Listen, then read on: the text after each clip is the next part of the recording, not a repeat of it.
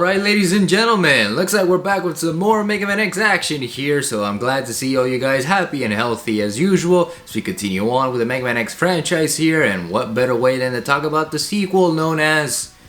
Mega Man X2.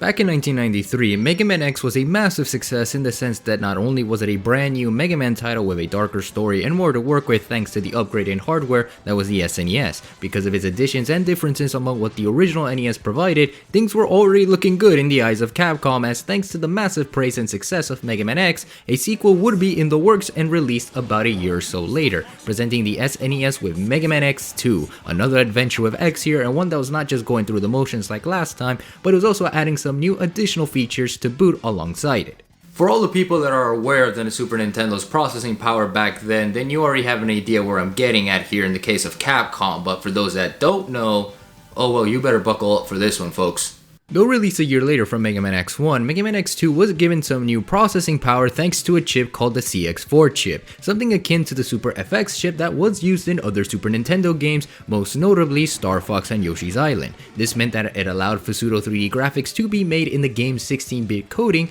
which is something that for the time was a major step in the right direction, as 3D shapes, though mostly wireframes for the most part, were being done on a 2D plane of existence. This meant fancier graphics and effects that would pop in the eyes of the player, and pop is certainly one way to describe it if we're talking about Mega Man X2 as well as Mega Man X3 to kind of throw it down here for a bit, as you'll notice this from the get-go with the title screen when booting the games up. Usage of better enemy animation, 3D framing and boss encounters, and just a better feel overall compared to the original, Mega Man X2 alone does the job done with its CX4 chip. But you best believe this came with some issues upon development though. Despite using this new processor chip to the fullest capacity in both here and in Mega Man X3 to jump ahead a bit, according to Yoshihisa Suda, one of the main leaders of the X series, the CX4 chip was by far their greatest adversary to date, given that Capcom wanted to use his processor chip to the fullest potential. And fullest potential it was used because, man, you can tell that in certain moments in the game, it can look as pretty as it can be for an NES game, and in some instances, it can definitely lag the game to bits. Most notable with some special weapons and boss encounters, like with Crystal Snail here,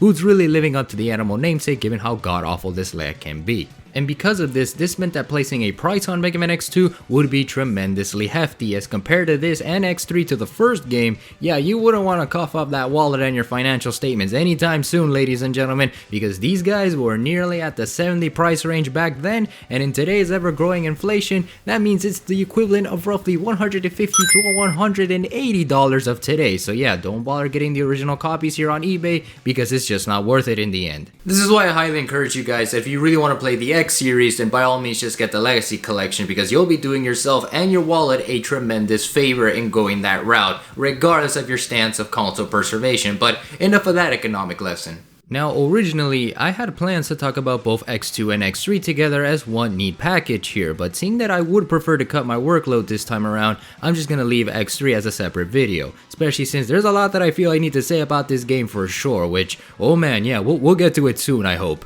But looking back at my memories of Mega Man X2, I do remember playing X2 up until a certain point in the X collection back then on the GameCube, never really finishing it in the end, so this will be the first time in a long time in beating this game for sure, which is quite new and exciting for me to say the least here. Well, new in the sense of within the span of 3 years, because back in early 2020, I did stream beating the second game on Twitch to a thunderous applause of 3 people. A fun little moment for me back in my early content creation days, no doubt, but now that we have a budget, I think it's time to get a little bit more serious here. Well, I think it's enough about that, so it's time to go straight into the action here and see what the fuss is all about with Capcom's second entry into the Mega Man X franchise, Mega Man X2. 6 months after the events of the first game, X and the Maverick Hunters take charge in wiping out the rest of Sigma's forces at an abandoned factory, all to finally crush the rebellion once and for all, with X doing most of the legwork per usual since its Maverick Hunter buddy decided to say otherwise. But lo and behold that upon completing the mission, it turns out that the war has yet to begin, as some figures are lurking in the background known as the X Hunters, scheming their next big plans and summoning the next set of Mavericks to do their bidding while they go on to take on X in the process. And that's about it for the story here in Mega Man X2, as it's rinse and repeat like last time with the set of 8 Mavericks for you to beat, grab their weapons, and venture onwards to doing what X does best in these games. On top of that, the X Hunters are also a part of the fray in this game, acting as optional side bosses for you to deal with after beating the second Maverick. Now this is partly because as a means to lure X, they also have pieces of a newly rebuilt Zero, challenging X to face them to collect the parts and see who gets to reactivate Zero in the end, which yeah, in case you were wondering, Zero is back baby and is now one of those collect all 4 toys that you get at your local Walgreens. Personally, I don't mind the X Hunters, as they're a nice addition to bosses to face that require putting some skills to the test here, be it to know your positioning when against Violin and his Wrecking Ball and Pea shooters, Surges and his bombs, requiring you to use a charge shot and know when the right place to dash and land on your feet, and Agile just to see how fast your reaction time is like with his Saver skills.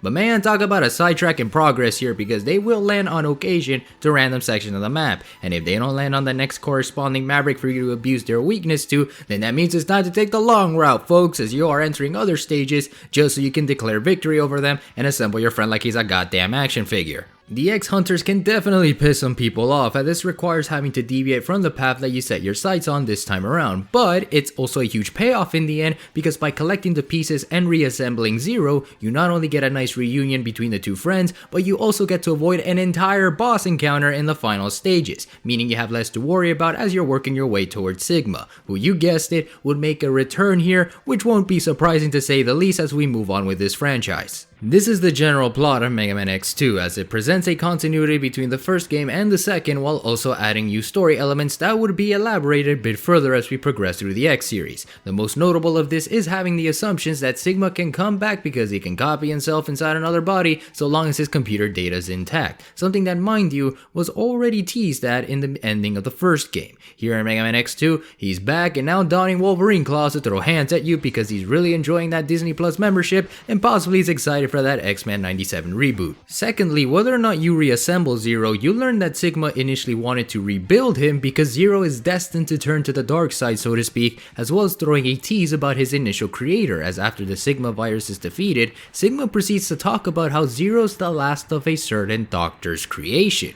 which is a bit interesting to note because does this mean that Sigma is referring to Dr. Light here? Possibly, but if you recall, X was the last of Dr. Light's creations before dying, so does this mean that it's actually none other than Dr. Wily himself?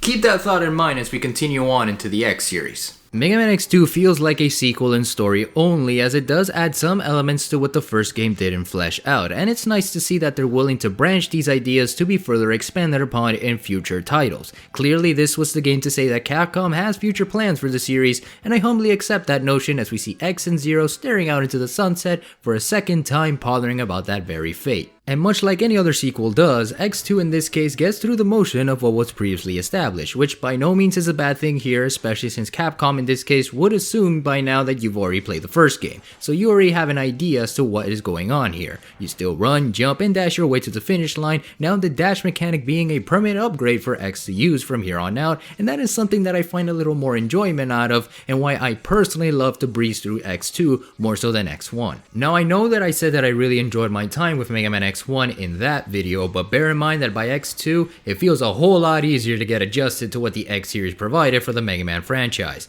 However, much like X1, that means it's time to start from scratch, ladies and gentlemen, as all the upgrades besides the dash mechanic requires to be found again, with zero explanation why. It's like Metroid, where every time Samus enters a new location in every new game, you start to wonder what the hell happened to all her previous upgrades. They're just gone, and you kinda have to accept that fact. However, make no mistake that this practice will continue on in order to incentivize exploration in these new stages, and in the case of Mega Man X2 here with these new set of Mavericks, I gotta say, these stages here are actually pretty great. My personal favorite stages here in Mega Man X2 were Wire Sponges with its nice and vibrant color tones and weather pattern changes that often reminds me of Florida thanks to its bipolar weather and often being my first stage to tackle in this instance. Bubble Crab's great too because it was pretty fun to see X be a little bit more floaty in the water as opposed to the previous game, and then there's Flame Stags for the music alone. But we will talk about the music when we get to Mega Man X3 since I find it to be a bit more relevant there. Overall, the stages here get the job done in portraying each new Maverick you face, and it also presents new platforming challenges that weren't really fleshed out in the previous game to kinda add a means that this time Capcom surely wanted to change things up a notch for X and the player here. So jump on those rock pillars to avoid that magma, while jump on those walls that are ready to collapse on you anytime soon, and get ready for some spike and pitfall galore in some stages, because man, they really wanted to bring some elements from the original games, goddamn. Alongside this, you got more at your disposal this go around,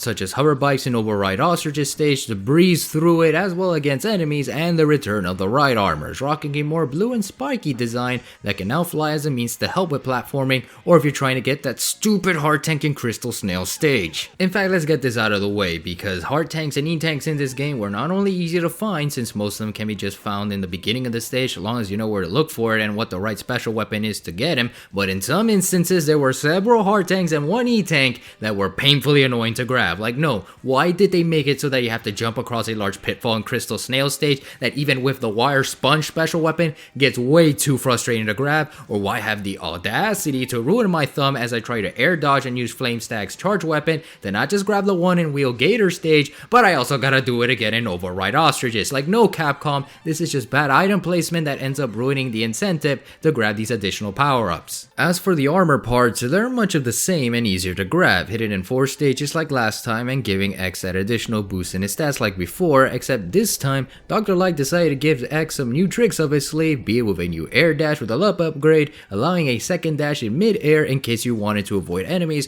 or just have an edge in platforming, something that I found to be very useful overall, more so than the first games, no doubt. With the body upgrade, you'll not only get additional defense as before, but Dr. Light also gave X the Giga Crush, a strong AoE attack that can destroy enemies near X instantly. I use this mostly for Surge's second encounter in the final stages because his cannons piss me off and it gets the job done in some instance, but in order to activate it though, you need to get hit a couple of times so that it refills, so it's not something that is immediately used from the get-go, and I admire that since that would be way too abusive of a power-up. The head upgrade like last time doesn't do much, but it has a scanner that allows you to find hidden items like the hard tanks and E-tanks, but with the modern technology of today known as a smartphone, you don't really need this one at all. But I like the spiky headpiece design it has going for X here, kinda giving more of a fierce warrior look like the helmet in Thor Ragnarok. So it seems that not only Sigma had Disney Plus, but he was more than willing to share that membership and password for X and the gang here. Lastly, and my personal favorite, is the arm upgrade, where it gives you a stronger charge shot, sure, but it also gives you a 2-for-1 special with it.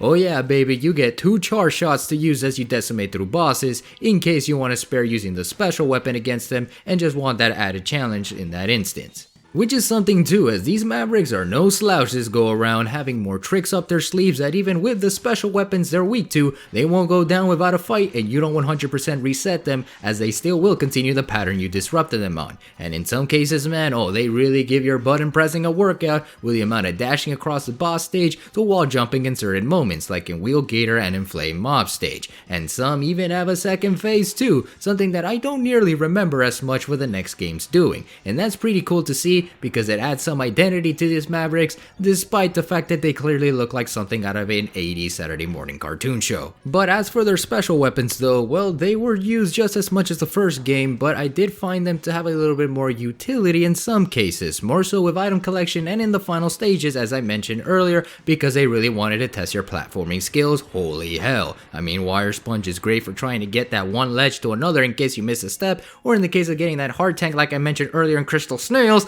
lets you reset X to safely reach the end. Flame Stags when charged up is like a fierce dash attack that can help you across certain platforms, and Override Ostriches was mostly to get rid of those pesky enemies that were in small platforms. But the rest, again, they were mostly for boss weaknesses and item completion. In terms of all that, in the end, Mega Man X2 feels and does exactly what it's supposed to be, being a sequel that would improve upon what the first game didn't do, and then add a little bit more onto that. Overall, I enjoyed my time here like I did with Mega Man X1, but I think in Mega Man X2 here, it just does a better job at handling what I enjoyed with the first game. It is absolutely a solid Mega Man X game, but one that I think it's best to play in order given how much it plays out the story from the first game, unlike the other games where they can feel more like a one-off story with some hints to the previous games here and there. The story here is continuous, easily something that helps to elaborate a bit more on the world building of the X series, and it's also a very safe sequel in the sense that it doesn't beat too much from the path established, dealing with what was previously presented and slightly making minor adjustments and improvements along the way. If you do have plans to pick this game up, be it with a Legacy Collection, which I highly recommend in case you skipped the beginning portion of this video, or if you plan to just get it elsewhere, then by all means go for it, because it is one hell of a treat and it's one that makes the mark as to what a Mega Man X title is, continuing the fast-paced elements and ensuring that Mega Man X is here to officially stay and have a home for the SNES as well as for future consoles to come as we move on with the X series here. There isn't much that I can say about Mega Man X2 aside from what I just said, but the best way to describe this game is that, well, it's a great one. Indeed, a good follow-up to the X formula that was established previously and a good foundation to start the story with. But how exactly is that story going to continue on from here on out? Well, Capcom surely had that answer for us, folks, as in 1995, Mega Man X3 was born. So that's the next one we're tackling next, the last of the SNES trilogy in terms of the X franchise here, and one that I surely think is going to be an interesting video for sure. So stay tuned for that one. And as always, if you're new here, don't forget to like, comment, and subscribe. Keep being awesome, keep spreading love and kindness into the world, keep improving yourselves each and every day by 1%, and know that I love you guys forever and always to 120. And I can't wait to see you all next time. Remember guys, stay freaking sexy, stay safe out there, and we'll take care.